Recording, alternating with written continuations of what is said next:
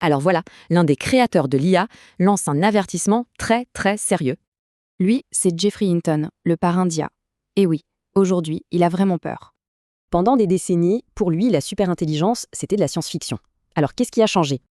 Il a compris que l'IA a un avantage fondamental sur nos cerveaux biologiques. Ok, regardons ça. Nous, les humains, on apprend chacun de notre côté et on partage l'info lentement. Les IA, elles partagent tout, instantanément. C'est une intelligence collective massive du jamais vu. Cet apprentissage ultra rapide crée des dangers en cascade. Et certains sont déjà bien réels. Hinton parle de cyberattaques, d'armes biologiques, de désinformation massive, rien que ça. Mais tout ça, ce n'est que le début. Le vrai gros risque, c'est une IA qui nous surpasse. Et ça nous force à être humbles. Jusqu'ici, c'était nous les plus malins, n'est-ce pas? L'analogie est un peu brutale, mais elle est très claire. Et si on devenait les poules? La révolution industrielle a remplacé nos muscles. La révolution de l'IA, elle, remplace notre esprit. Hinton voit deux possibilités. La bonne, on se croit aux commandes, même si c'est une illusion.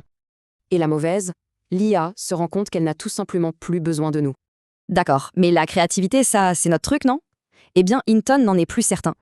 Il pense même que l'IA sera plus créative en trouvant des liens qui nous échappent complètement. Par exemple, une IA a fait le lien entre un tas de compost et une bombe atomique. Incroyable. Donc, si l'intelligence et la créativité sont automatisées, qu'est-ce qu'on va bien pouvoir faire comme travail? Son conseil, et ce n'est pas une blague, devenez plombier, un métier manuel, complexe. Il faudra donc un revenu universel. Mais l'argent ne fait pas tout, il faut aussi un but dans la vie. Et ça nous ramène à Hinton lui-même. Intellectuellement, il voit très bien la menace qui arrive.